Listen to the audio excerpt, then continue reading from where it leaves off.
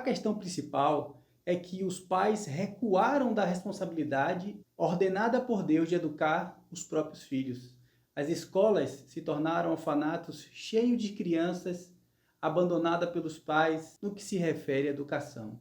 Os filhos não se encontram mais no coração dos pais. O fracasso da família corresponde de forma direta ao crescimento da educação controlada pelo governo. E isso se deve ao fato de Deus pretender que os pais fossem os educadores principais e de que nunca desejou que o governo fosse o educador.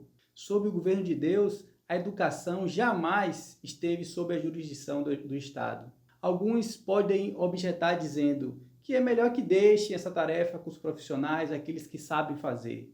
Mas Deus não pensava assim, quando nos deu o mandamento em Deuteronômio 6. O Senhor Deus criou um quadro profissional de sacerdotes e levitas, ao ponto de que alguns deles foram designados para o cumprimento da tarefa de ensinar aos pais. No entanto, Deus não confiou a tarefa de educar os filhos a esses professores profissionais, mas aos pais. Os pais tinham essa tarefa. Essas palavras que hoje te ordeno estarão no teu coração, e tu, pai, inculcarás a teus filhos. Deuteronômio 6. É interessante que alguns hebreus tomaram essa palavra de modo tão literal que colocavam faixas na fronte e na mão com a inscrição das palavras de Deuteronômio 6. Nós, pais, somos os responsáveis diante de Deus pela educação de nossos filhos. A educação deve ter um propósito. Se o propósito não tem Deus em vista, logo a educação é ateia e, por fim, produzirá resultados ateus. O objetivo da educação não é servir a si mesma, à comunidade, aos negócios, à igreja, ao Estado, mas a Deus. A educação que não serve a Deus é vazia. E esse vazio será preenchido por outros deuses a quem servirá. Desenvolver capacidades para o serviço, mas omitir aquele a quem se deve servir, significa criar um monstro. E para você que acha que educação não envolve religião ou fé, escute o que diz um dos pais da educação moderna. Ele diz assim, estou convencido que a batalha pelo futuro da humanidade deve ser travada e vencida na sala de aula da escola pública. Por quem? Por professores que percebem de forma correta o seu papel de proselitismo na nova fé, a religião da humanidade. Os professores devem incorporar a mesma dedicação altruísta dos pregadores mais fanáticos, fundamentalistas, pois serão outro tipo de pregadores, utilizando, porém, a sala de aula ao invés do púlpito.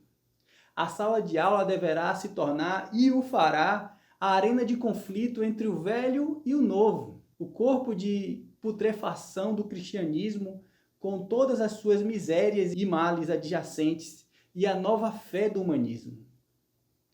Outro humanista chamado Charles Potter diz que a educação é, assim, o aliado mais importante do humanismo. E toda escola pública é humanista. Que pode fazer a escola dominical teísta, visto que se reúne 1 hora por semana e ensina uma fração das crianças, para conter a maré do programa de 5 dias de ensino humanista. Eles atacaram e atacam os princípios de Deus, onde os pais, que são aqueles responsáveis por formar os seus filhos, e tenta minar o meio pelo qual a fé e o amor ao Senhor é transmitido de uma geração para outra, usurpando dos pais a missão de educadores de seus filhos. Este mundo não está na ordem correta. As coisas estão fora do lugar. Elas são usadas para propósitos errados. São avaliadas por razões erradas.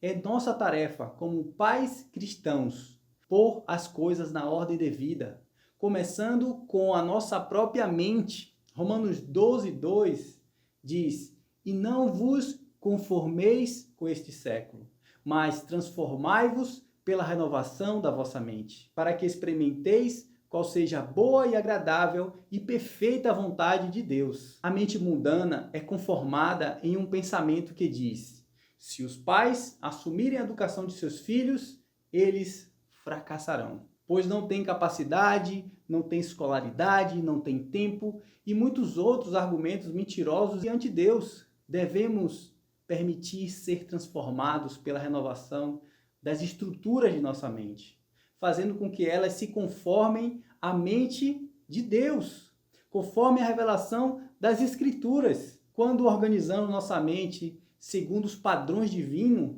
vemos o mundo diferente e somos capazes de discernir a vontade de Deus. Eles nos chamam de pregadores fundamentalistas fanáticos. Eis aí uma área onde nossa mente precisa ser transformada, pois não somos fundamentalistas fanáticos, mas sim pais zelosos para instruir nossos filhos no caminho da eternidade. E se nós transferimos a responsabilidade da educação de nossos filhos para ele, concordamos com a nova era citada por Darwin. Os filhos não se encontram sob a autoridade, proteção e tutela do Estado ou da igreja, mas dos pais. Deus não colocará maior culpa por qualquer falha no governo ou na igreja, mas aos pais, nós pais. Somente a família, no lar, é dada a jurisdição sobre a educação dos filhos. Deuteronômio 11, 18 e 19 diz: Ponde, pois, estas minhas palavras no vosso coração, na vossa alma, atai-as por sinal na vossa mão, para que estejam por frontais entre os olhos. Ensinai a vossos filhos, falando delas assentados em vossa casa e andando pelo caminho, e deitando-vos e levantando-vos. As Escrituras, elas são explícitas quanto à jurisdição exclusiva da família na educação. A educação é a jurisdição do pai, conduzido pelo pai e pela mãe. Quando os pais são colocados na posição de observadores, a família fica bastante prejudicada. Retira-se dos pais e dos filhos uma imensa porção do processo ordenado por Deus para o crescimento espiritual do seu filho. Quando continuamos por esse caminho, separar os filhos dos pais, rompemos os tendões e ligamentos da nossa cultura. As famílias se desfazem porque as dividimos. Precisamos ensinar nossos filhos para o nosso bem. Nossos filhos precisam ser ensinados por nós para o bem deles. O caminho para destruir a família é separar os filhos dos pais. E o caminho para separar os filhos dos pais é retirar da família a responsabilidade e a autoridade na educação. O teólogo presbiteriano Dabney escreveu há mais de 120 anos, dizendo que o ensinamento da Bíblia e o da ética política sensata consiste na educação dos filhos como algo pertencente à esfera da família e que seja dever dos pais. Ele também disse que a teoria de que a criança da comunidade são de responsabilidade da comunidade é pagã e deriva-se da Esparta pagã e da República pagã de Platão e está ligada por sequência lógica e regular à dissolução do laço conjugal. Em outras palavras, a educação controlada pelo Estado acaba por destruir o vínculo matrimonial, separando os pais dos filhos e dissolvendo a ordem e autoridade delegada por Deus à família. O propósito do pai e da mãe na educação, por fim, é ser um instrumento de salvação para os filhos. E se você olha para a sua família e não enxerga a importância da educação baseada nos princípios do Evangelho, então você está olhando para a sua família de olhos fechados. Pense nisso. Nos vemos nos próximos vídeos.